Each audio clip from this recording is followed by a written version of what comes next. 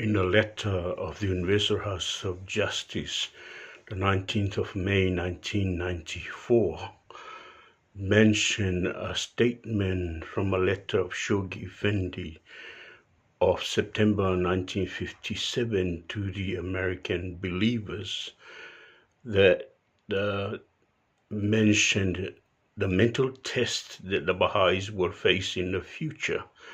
They are lethargy, apathy, and adhere to the covenant.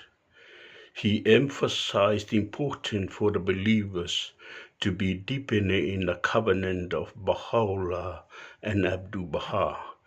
It is a stronghold of faith for the Baha'is.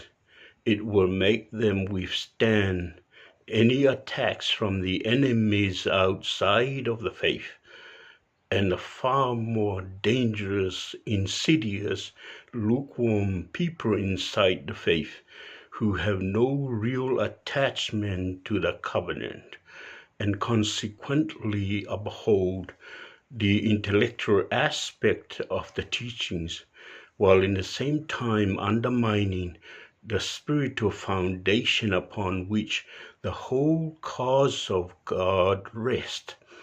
Undermining the spiritual foundation is undermining the administrative order of the faith. That is undermining the local spiritual assemblies, the national spiritual assemblies, and the Universal House of Justice. It is not enough for us to just read the Kitab-i-Ad of Baha'u'llah and the Will and Testament of Abdu'l-Baha. We must deepen ourselves in these documents, make ourselves fully acquainted with its content. The subject of covenant breaker really saddened the spirit of Abdu'l-Baha all through his ministry, right to the time of his ascension. There was a Baha'i magazine in America called Reality. It was the organ of the Baha'i communities in America. Suddenly it appears in its column an article advertising the activities of the covenant breakers. It really disturbed and saddened the deepened believers, the firm believers.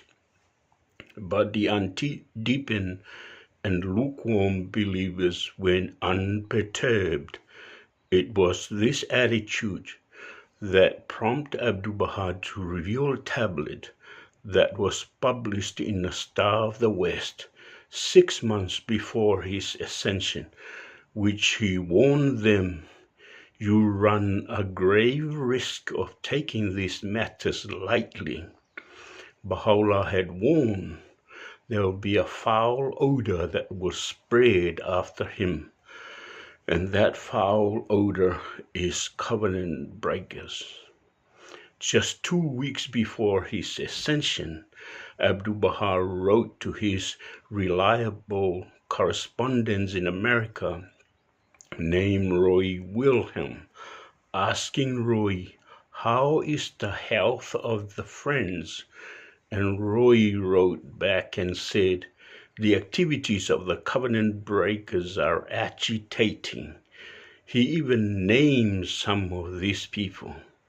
And Abdu'l-Baha immediately wrote back with a strongly worded warning. He said, "He who sits with a leper will catch leprosy. He who sits with Christ will shun the Pharisees and abhor Judas Iscariot. Certainly shun the violators." Shun means avoid, keep away from them. There are 3 words now writings that describe covenant breakers. One, of course, is covenant breaker, the other is violator, and the other is Nakesen, Nakesen, but in some place it spells Nakesen. If you come across these 3 words now writings, and you know it meant the same thing. Covenant breaker is a spiritual disease compared to a physical disease called leprosy, a disease that's caused by a virus that attacks the nerve system of the body, and it's painless.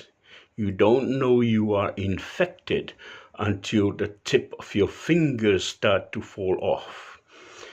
This explanation was given to us by the late counselor Cyrus Naraki. He himself is a competent physician. And what competent physician do with a patient with this contagious disease? They put the patient in a quarantine, not because they don't like the patient, but because they're preventing the disease from spreading and infecting other healthy people. While they put the patient in a quarantine, they administer medicine and treatment for their cure. We shun the covenant breakers, but we pray for them and wish them well for their cure. Shoghi Effendi described those believers that are affected or infected by the virus of covenant breaker as unwary believers. Unwary means not cautious. If you are having a conversation with covenant breakers, to me you are not cautious. If you are having a cup of tea with them, to me you are not cautious. If you are reading their writings, to me you are not cautious. If you are friending Facebook or other medias with them, to me you're not cautious. All these advice is for your good, for your protection, because they have no power over this faith, but they can influence individuals. I'll leave you with these words from Baha'u'llah regarding the covenant. He said, there is a power in this cause, far, far, far away from the ken of men and angels. It dash into 1,000 pieces all opposition. If I break up a piece of paper into 1,000 pieces, it becomes dust, and the wind will blow it away and becomes totally disappear. The power of the covenant will dash into 1,000 pieces all opposition, and the wind of despair will blow them away to total oblivion.